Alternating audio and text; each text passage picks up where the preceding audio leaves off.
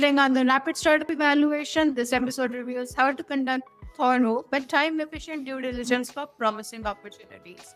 Learn the 80/20 framework for startup due diligence, master financial model analysis for pre revenue companies, discover reference checking strategies that actually work, and understand what founders expect from professional investors during the due diligence process. The due diligence paradox and time boxing. Let's start with the fundamental tension that every early stage investor faces, the due diligence dilemma. Wherein if you're too shallow, then you miss critical risks and make poor investment decisions. But if you're too deep, you lose competitive deals to investors who move faster.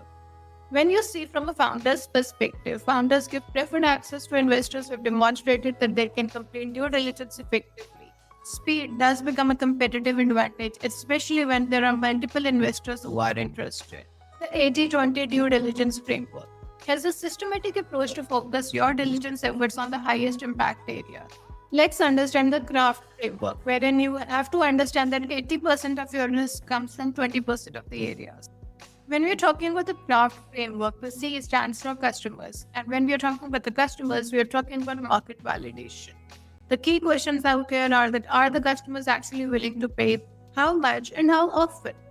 Then we come to revenue, which is basically business model viability. The key questions out there being that how do they make money and are unit economics sustainable? This brings us to advantage, which is basically the competitive defensibility. The key questions that you need to ask is why will this company win and what prevents the competitors from copying it? This brings us to the founders, which is basically the team capability assessment. The key question here being, can this team execute? Do they really have the relevant experience? And finally, we come to technology, which is basically the technical risk assessment, wherein the key questions are then, does this technology actually work and is it defensible? The pre-revenue financial analysis framework. The step one out here is the assumption validation, not number validation. Don't focus on whether they'll be hitting 10 million in the year 3.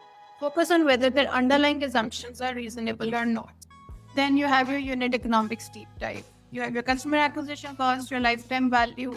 And finally, we have the STEM 4, which is the capital efficiency assessment. So what's the technical advisor engagement strategy that you should follow? First and foremost, define specific questions. Don't ask for general assessment.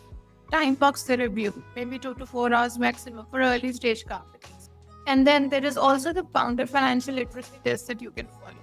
You can ask these questions to the founders.